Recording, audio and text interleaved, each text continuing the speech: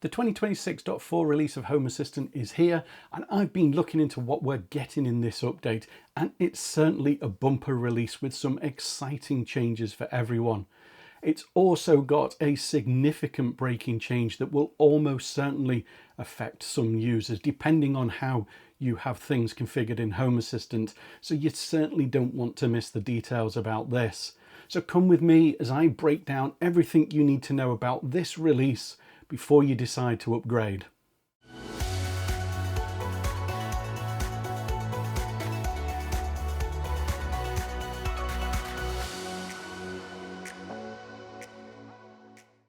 Hey everyone, my name's Simon and welcome to Bite of Geek, a channel that's all about Home Assistant and smart home technology.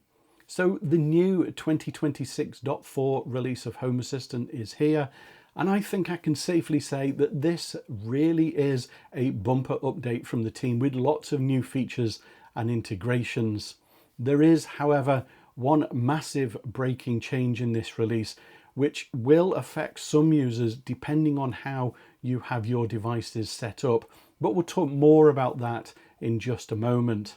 As I always mention, this is a beta release of Home Assistant, and as such it can be subject to change before the final release, with features potentially dropped or added at the last minute. I'll put a link to the release notes in the description of this video if you want to read about the update in more detail. So let's kick things off and take a look at what's in store for the April release of Home Assistant. Starting off with the new features then, and there's now native infrared support in Home Assistant. Yes, you heard that right. This release adds huge opportunities to control all of those TVs, soundbars, fans, and so many more devices that rely on infrared and have Home Assistant directly talk to them. In the same way that Bluetooth proxies made it possible to talk to Bluetooth devices via cheap ESP home devices, now with the new infrared integration, you'll be able to have infrared proxies with an IR transmitter and use those to send commands from Home Assistant. You'll need a corresponding integration to be able to do this, and you'll see an example of that later in the video. But this really does enable you to keep those non-smart devices up and running and bring them into your smart home, thus saving you money as well. Next, and we've got the continuing development of the conditions and triggers in automations, which has seen a lot of work as these new concepts have been introduced. In this release, we have the introduction of cross-domain triggers and conditions that work across different entity types. An example being a temperature changed trigger that will pick up readings from different sensors, climate devices, and heaters. Now they're all classed as one, so you don't need to know the technicalities behind things, and these will just work across areas and floors and labels, meaning that you can just add a new device and it's automatically included. The following new triggers and conditions now work across entity types, and they are door, garage door, gate and window, motion, occupancy, temperature, humidity, illuminance, power, battery, air quality and climate. And there's also new triggers and conditions for existing domains, those being counter, cover, event entities, humidifier, input boolean, input text, moisture, remote, schedule, select, text, temperature, to-do list and water heater. Next up, and we've got something for those that would like to have their dashboards look a little different to everyone else, and that is that you can now specify the background color, including the opacity of the sections on your dashboard. The UI has been updated to include this functionality in the section settings, and you can toggle on the background settings and pick your color and opacity. If you have a Matter compatible lock installed, then you can now manage your lock users and PIN codes directly from within Home Assistant. These are separate from users in Home Assistant, but you could, for example, create an automation to provide a one-time PIN code for a guest and have a notification sent with the information, and then at the end of the day you could remove that user from the lock. And I think this is pretty cool stuff, and if you do too, then hit that like button. Okay, the big change in this release is something that's always a topic of discussion. Certainly I've talked about it on the channel before, and that is naming conventions of entities. Everyone has a different opinion and approach to this. Some prefix names with the room, others just have the device type, and I'm sure there are plenty of other combinations as well. When an integration names an entity, it's built as device name and the entity name. So an example might be if you have a motion sensor that also reports temperature, then you might end up with something like motion sensor temperature. However, if you rename that to something like ambient temperature, then the device name would have been dropped, and that now introduces two different approaches to naming conventions depending on what is doing it. Back in the 2025.4 release of Home Assistant, we saw the introduction to parts of the system to include what device and area entities belong to. Further changes updated the entity picker as well, and in the 2025.11 release we had flexible name composition controls, or name builders as I like to call them. So the change in this release is for those of you who have renamed entities to remove the device name. Those entities will now show the device name again anywhere where the friendly name is shown. So things like the logbook, external voice assistants, and monitoring tools. The Home Assistant UI is also going to be affected by this, as the default display on cards uses the device and entity name, and cards that you've renamed will now look different. So what's going to happen then?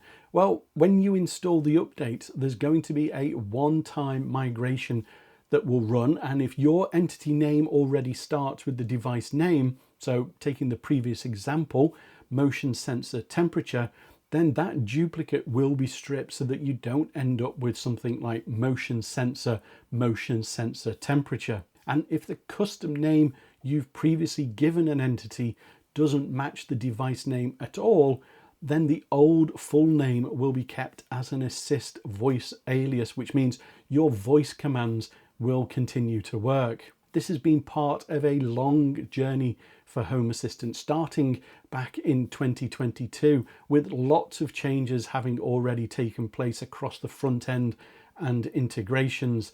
But now is the time to make the change on the back end side of things to ensure things are consistent across the UI, external systems, the companion app, and voice assistants going forward.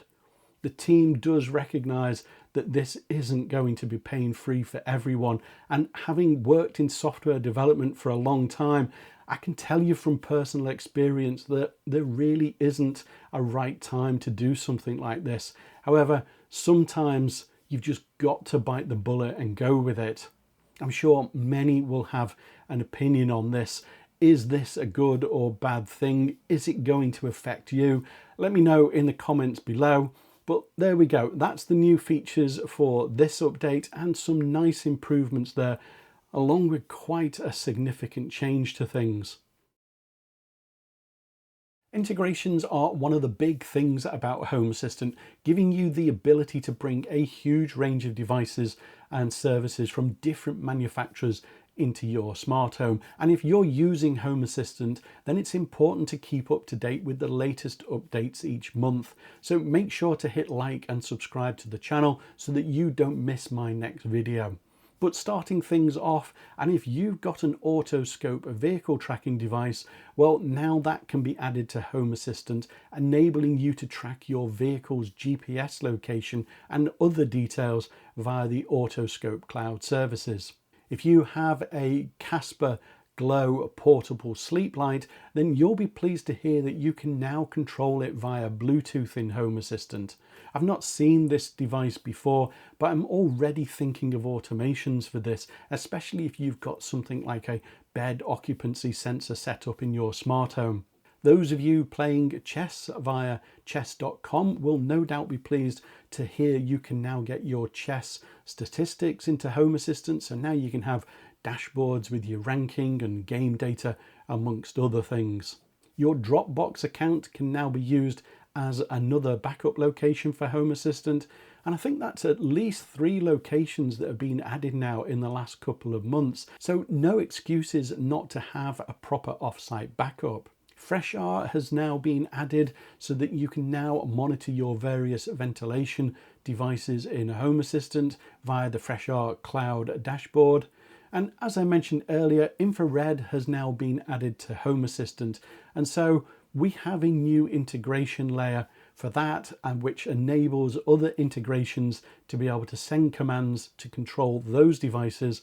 And along with this, we have the addition of an LG infrared integration, allowing you to send commands to control power, volume, input, and so on. Those of you using Lichess and feeling a bit envious of the addition of the chess.com integration, well, the community has got your back, as there is now a new integration for that, so you too can monitor your statistics in Home Assistant. LoJack owners can now connect their vehicles and track the GPS location on the Home Assistant map with this new integration. Users of Open Display Bluetooth Low Energy e-paper displays can finally control them via Home Assistant, as they're automatically discovered via Bluetooth, allowing you to send images direct to the display. And if you have a Cube heat pump, well, there is a new Cube heat pump integration enabling you to track energy performance and associated data in Home Assistant via Modbus TCP. SolarMan smart energy devices can now be monitored locally for information such as energy production and consumption, as well as being able to control smart plugs and meter readings in real time.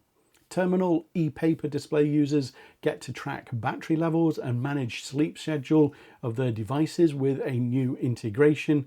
If you're using a UniFi access system, then you can now control and monitor all of that locally from Home Assistant. So that's things like locks, doors, and access readers, and you'll get real-time updates locally as well. Finally, Veeam streaming devices can now be integrated in Home Assistant, enabling you to be able to control things such as playback, volume, source selection on devices such as the Veeam Pro and Veeam Amp.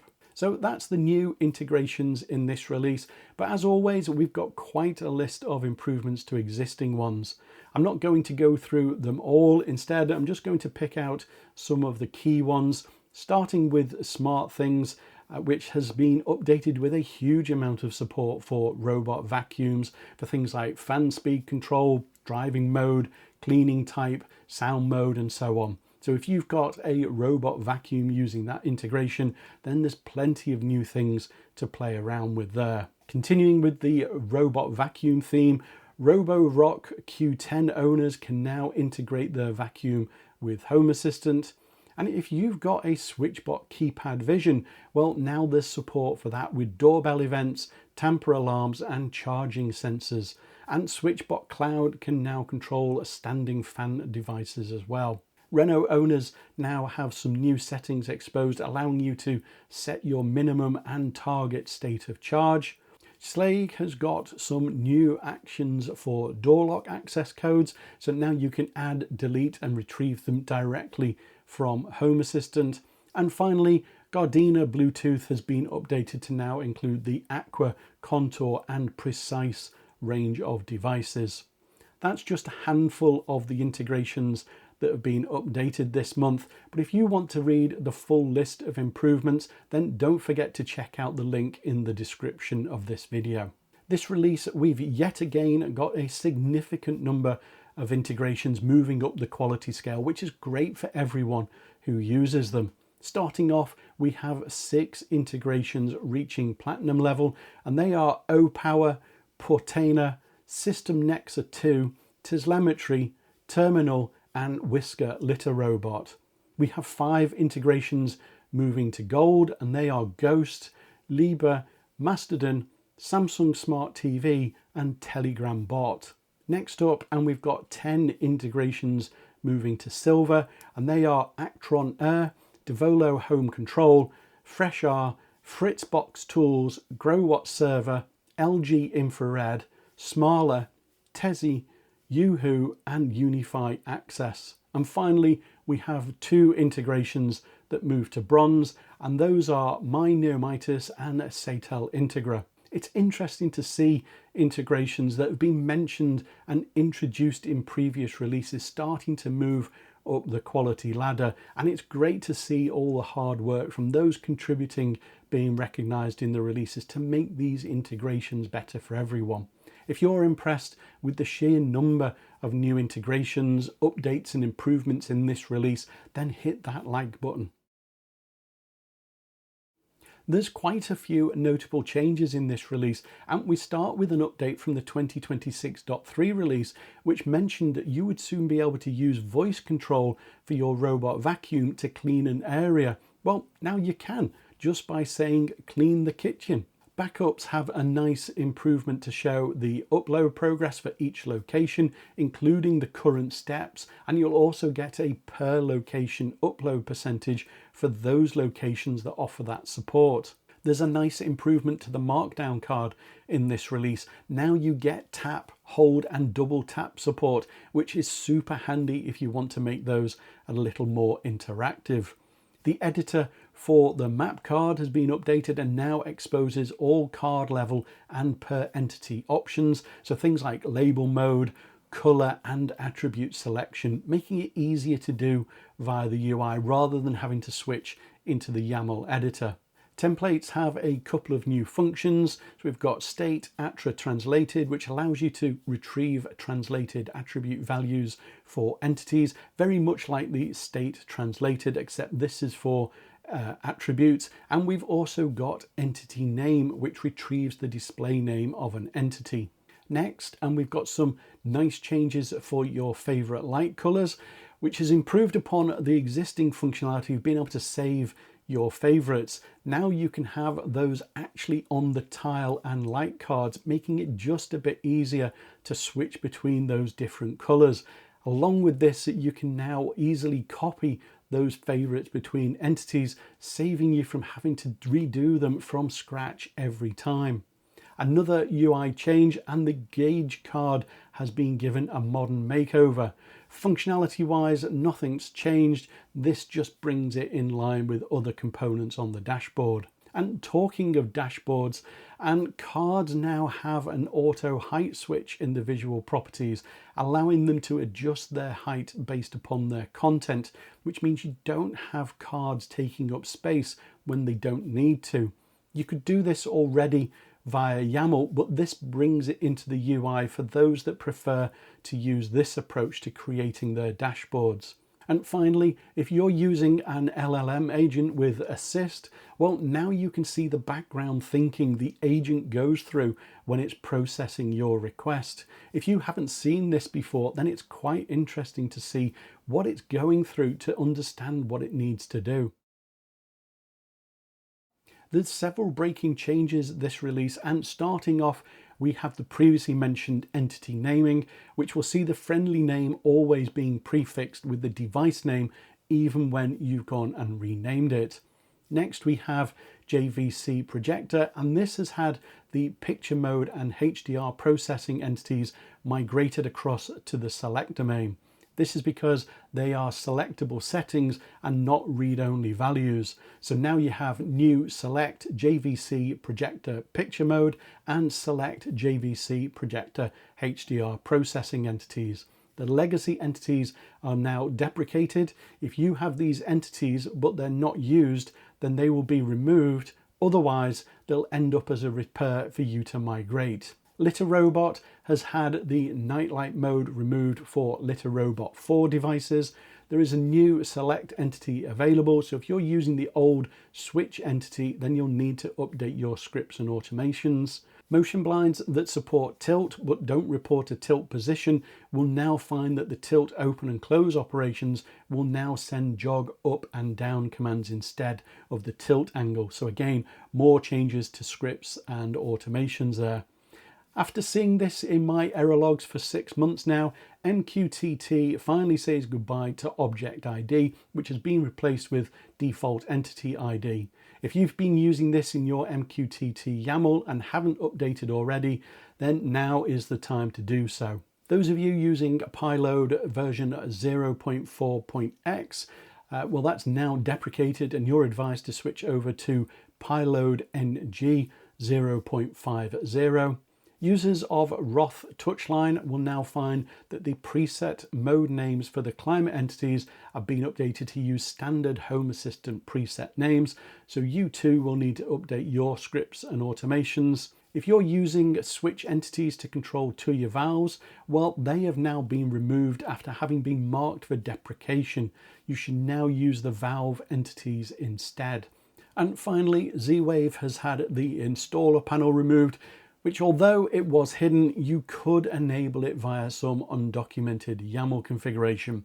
All is not lost though, as you can get the same functionality natively via the Z-Wave JS UI in the Z-Wave add-on. So that's what's in the 2026.4 release of Home Assistant. Some nice new features and integrations, which I'm certainly looking forward to using. I think it's going to be an interesting time for some with the naming conventions, but what are you looking forward to in this release? Let me know in the comments below. And if you enjoyed this video, then don't forget to like and subscribe to the channel so that you don't miss more Home Assistant updates like this, as well as all the other smart home content I create on the channel. But as always, thanks for watching, and I'll see you in the next video. Bye for now.